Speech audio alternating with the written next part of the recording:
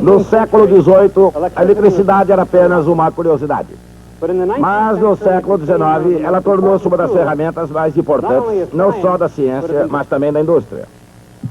E a invenção crucial que causou essa transformação ocorreu em 1800 por Alessandro Volta. Foi, claro, a bateria elétrica.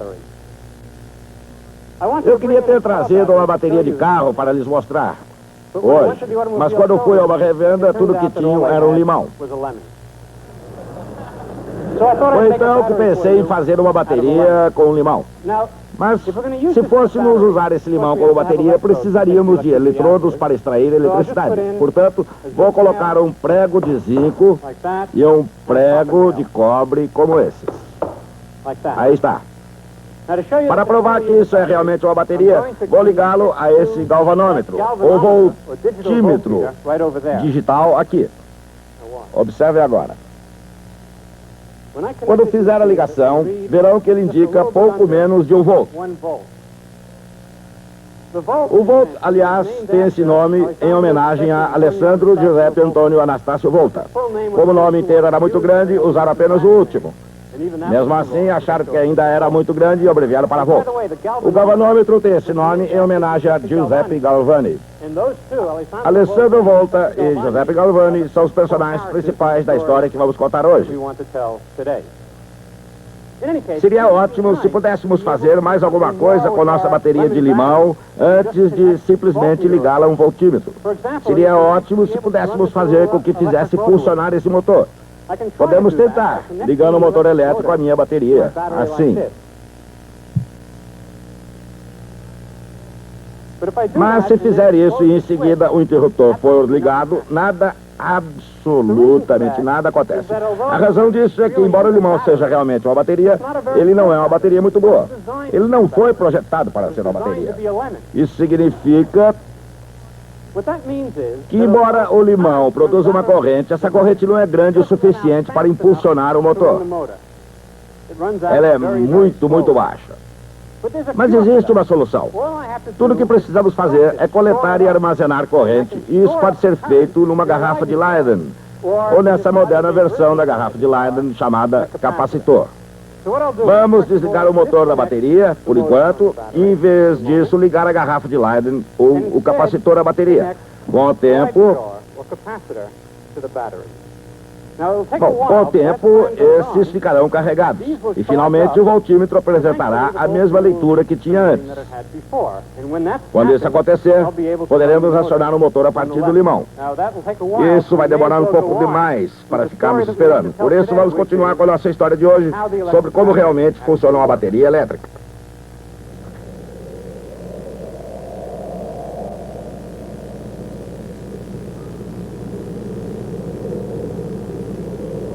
A bateria elétrica, inventada em 1800, tem sido usada em muitos aparelhos e em diferentes situações.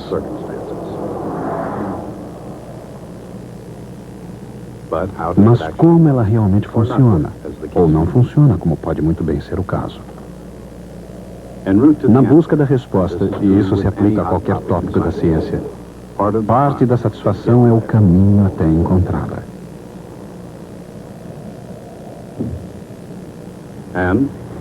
Para compreender como uma bateria realmente funciona, uma forma de começar é produzir um metal a partir da estaca zero.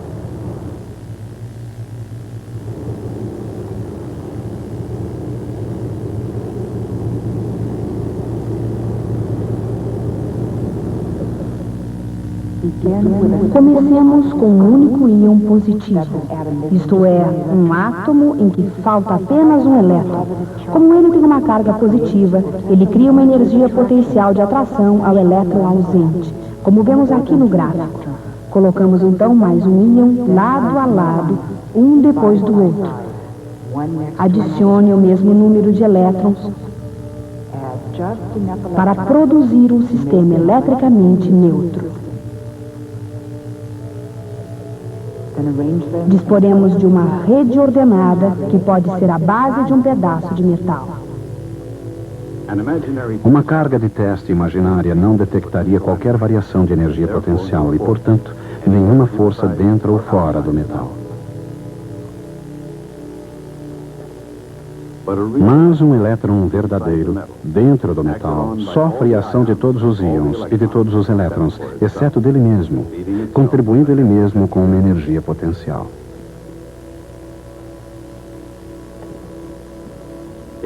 Se esse elétron é transferido de uma parte para outra do metal, os outros elétrons fluem em seu redor para substituí-lo, de maneira que ele tenha a mesma energia potencial em qualquer parte.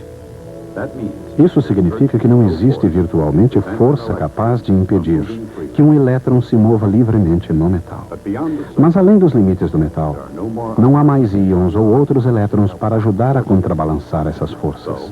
Assim, para extrair um elétron do metal, é preciso uma força gigantesca, capaz de criar um verdadeiro potencial elétrico e deixar o metal com uma carga resultante positiva.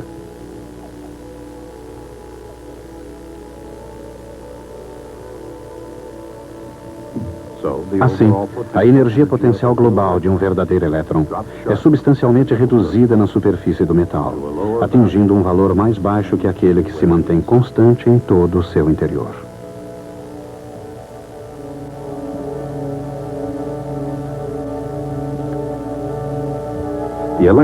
Os elétrons de um metal também possuem energia cinética, mas não o suficiente para conseguir escapar.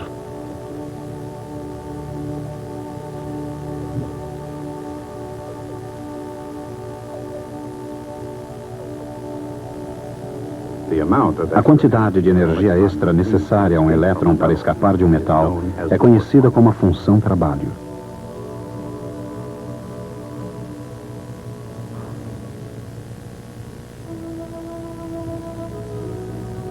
Alessandro Volta surgiu antes que alguém tivesse sido capaz de construir uma bateria elétrica e muito menos observar a estrutura interna de um metal.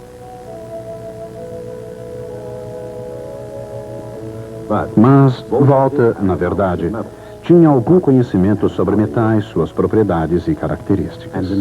Nesse aspecto, Alessandro Volta estava muito à frente da sua época.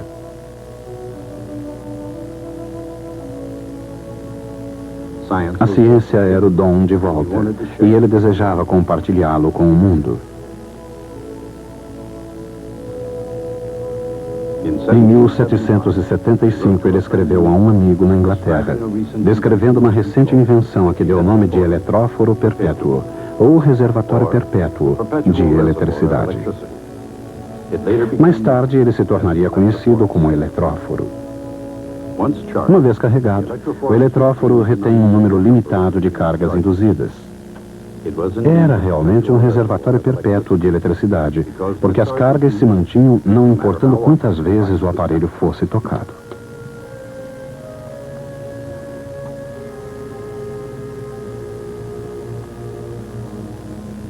A comunidade científica saudou a invenção de Volta. E na Inglaterra, Joseph Priestley a descreveu como a invenção mais significativa desde a garrafa de Leyden. Ao mesmo tempo que a invenção do eletróforo ofereceu à ciência uma oportunidade de progredir, ofereceu ao seu inventor a oportunidade de visitar alguns dos países que só conhecia através de correspondência. Na Holanda, por exemplo, Volta estudou a famosa máquina elétrica de Martinus von Maron.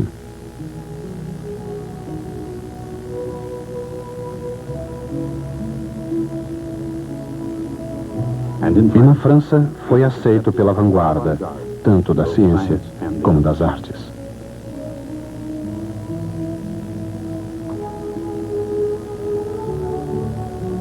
Paris era a cidade de Pierre-Simon Laplace, astrônomo e físico matemático, e do grande químico Antoine Lavoisier.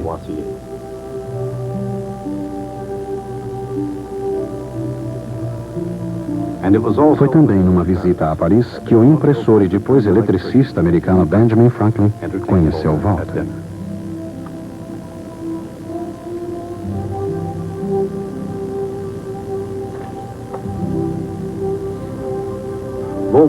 Volta chegou a Paris em 1781 e durante sua estada realizou grandes feitos científicos.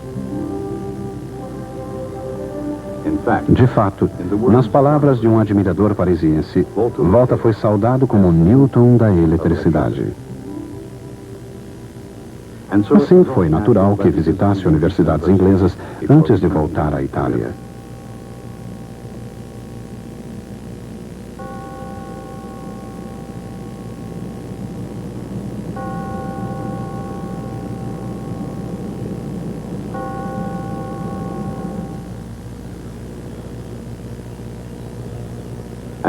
Como uma celebridade científica e professor de física experimental na Universidade de Pávia, aos 46 anos, Volta poderia muito bem ter descansado sobre os merecidos louros. No entanto, Volta recebeu uma carta providencial de um certo Luigi Galvani. Galvani vivia em Bolonha e, como Volta, era um italiano dado a ideias ousadas e descobertas chocantes. Talvez a mais ousada e chocante de todas elas tenha sido uma ideia a que Galvani deu o nome de eletricidade animal. Esta era uma força vital, escreveu Galvani, diferente da eletricidade comum e que podia ser encontrada no tecido de uma rã.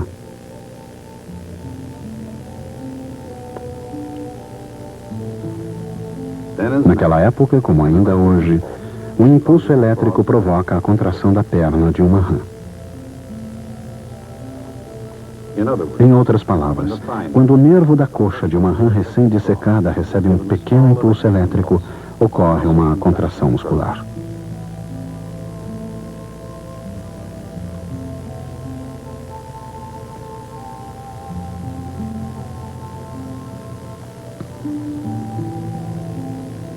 Observando a distensão da perna amputada de uma rã, Galvani descobrira que esses impulsos nervosos que induzem os músculos à ação são realmente sinais elétricos. E esses sinais, disse ele, percorrem todo o corpo.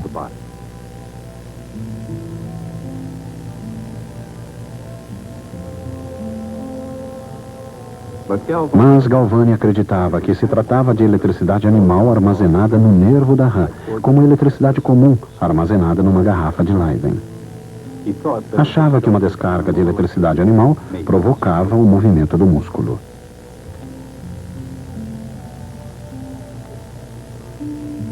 Mas Volta avaliou a descoberta de Galvani de maneira muito diferente.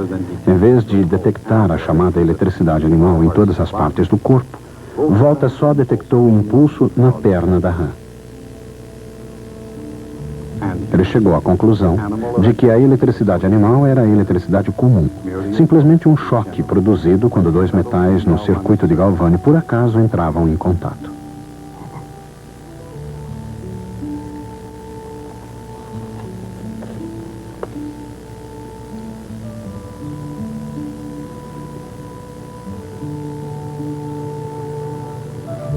Mesmo hoje, existe uma questão muito significativa no cerne do argumento de Volta. Por que um impulso elétrico é criado quando um metal entra em contato com o outro?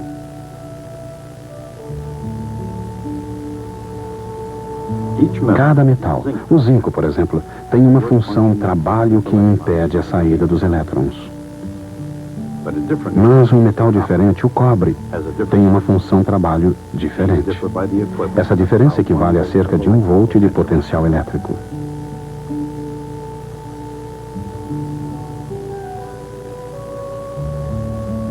Quando dois metais entram em contato, a barreira na interface desaparece. E os elétrons ficam livres para fluírem pelos metais, indo para onde haja uma menor energia total.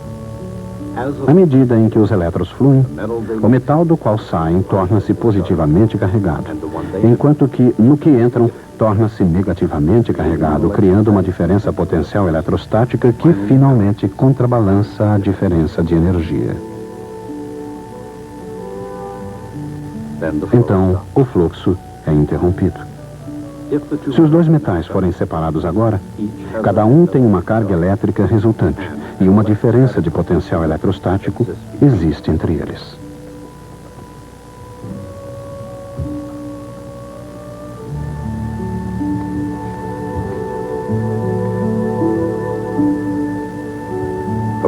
Naturalmente, como o elétron não tinha sido descoberto até a época de Volta, ele precisou fundamentar seu argumento em outras bases.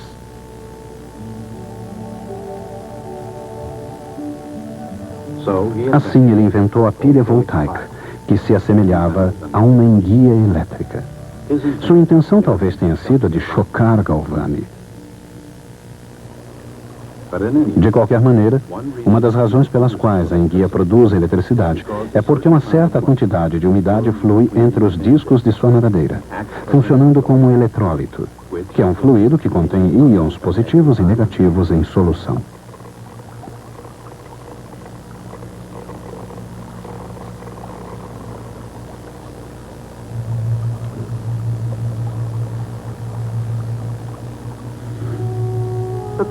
Suponhamos que dois metais diferentes, eletricamente carregados por contato, sejam colocados num eletrólito. O metal que possui os elétrons em excesso atrai íons positivos da solução.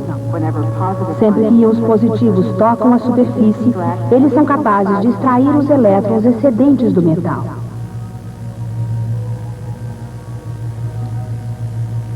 Enquanto isso, o outro metal, no qual faltam elétrons, atrai íons negativos. Quando íons negativos alcançam a superfície, os elétrons faltantes podem ser angariados. Assim, o eletrólito tende a conduzir os metais de volta a uma condição de neutralidade elétrica.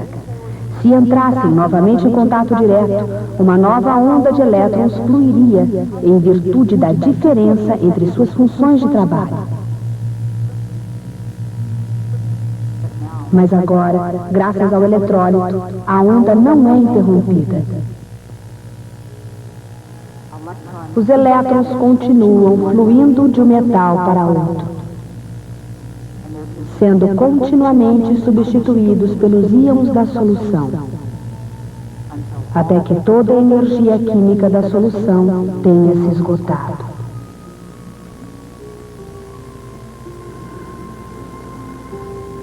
Mas até que isso aconteça, uma bateria lança luz tanto sobre a física quanto sobre a química.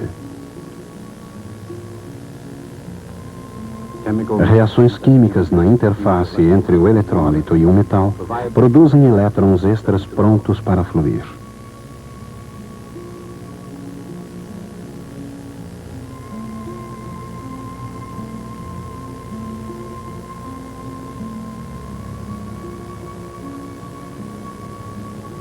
No ponto de contato entre um metal e outro, a diferença de energias dos elétrons de cada um dirige os elétrons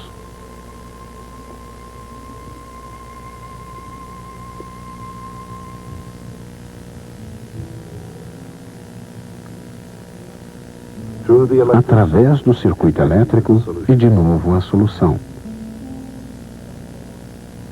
onde completam a reação química. E continuando assim, a energia química se transformando em energia elétrica até que as substâncias químicas se acabam e a bateria se esgota.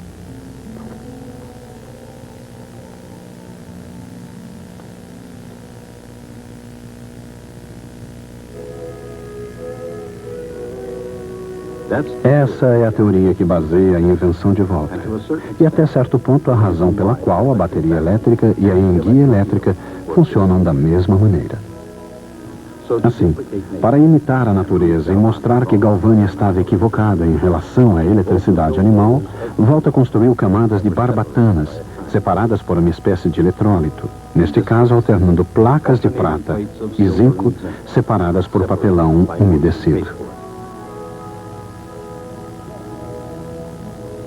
Assim como no caso da enguia, também aqui a umidade é a responsável pelo truque de agir como um eletrólito.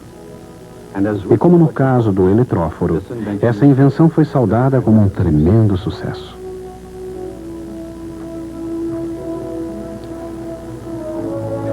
Napoleão Bonaparte, por exemplo, um imperador sempre interessado nos acontecimentos correntes em sua época, saudou a invenção de Volta como a maior de todos os tempos.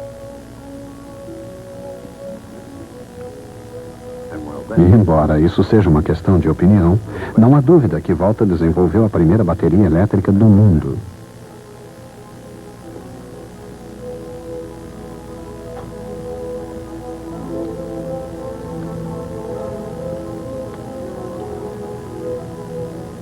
No passado, como no presente, dois pedaços de metais diferentes, uma solução eletrolítica, são os componentes de uma bateria elétrica. Para produzir uma bateria elétrica eficiente e prática, no entanto, é necessário algo mais. De fato, as coisas evoluíram muito desde os dias em que Volta fez pilhas de metais diferentes, separadas por pedaços de pano úmido, argila, madeira e pele.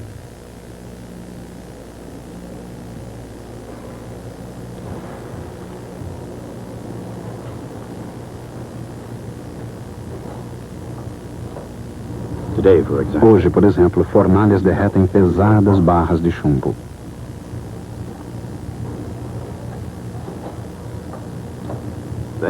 O chumbo é então moldado em placas que servirão como eletrodos.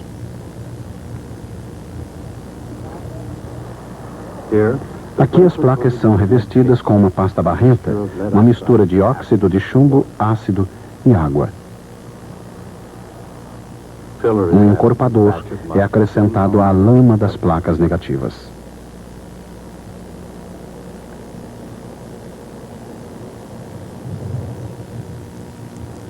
Em seguida, as placas são montadas, alternando as placas positivas e negativas com uma camada de fibra de vidro entre elas.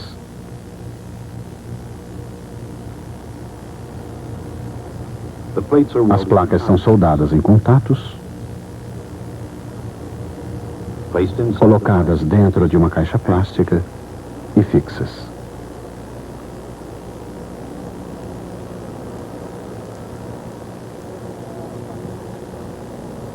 As caixas são preenchidas com uma solução de ácido sulfúrico.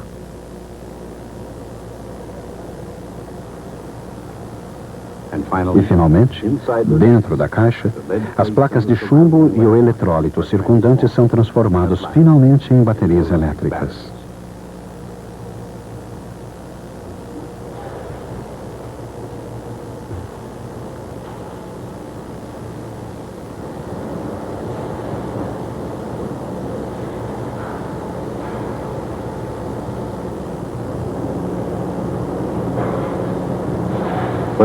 Mas se ambos os eletrodos são feitos do mesmo material, isto é, se ambos os eletrodos forem de chumbo e não, digamos, de zinco e cobre, como funcionam essas baterias?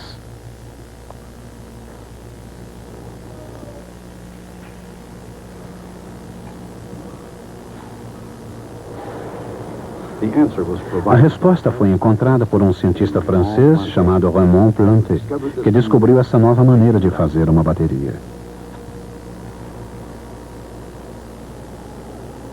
Ele colocou dois eletrodos do mesmo metal, chumbo, num eletrólito, uma solução fraca de ácido sulfúrico. Em seguida, aplicou uma voltagem entre os eletrodos, impulsionando a corrente elétrica através da solução.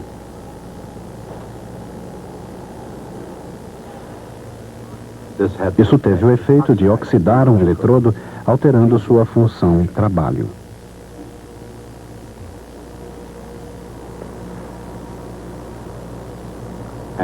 A partir daí, o princípio é o mesmo da pilha de volta. Mas essa bateria tinha uma grande vantagem. Era reversível. Uma vez carregada, estava pronta para ser utilizada. Depois de usada e descarregada, podia ser recarregada. Essa é a ideia básica que rege uma moderna bateria chumbo-ácida, a bateria do automóvel. É claro que o automóvel de hoje é muito mais do que uma simples bateria. Mas isso é tudo o que é necessário para fazer essas máquinas complexas começarem a se movimentar. Assim, os motoristas de todo o mundo devem muito a Alessandro Volta. Quer sejam abençoados com um doce ou amaldiçoados com um limão.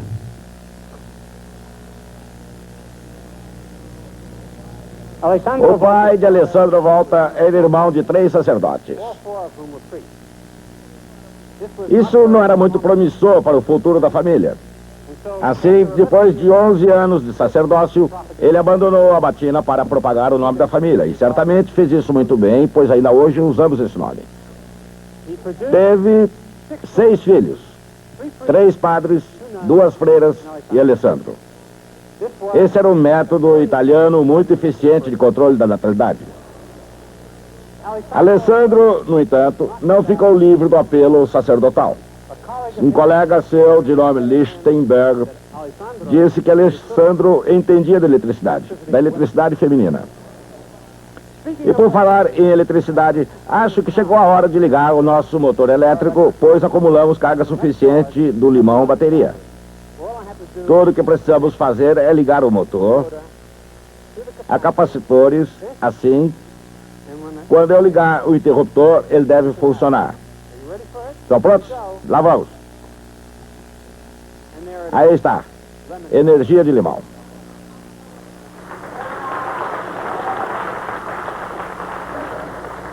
Acho que jamais vou conseguir superar essa demonstração. Até a próxima.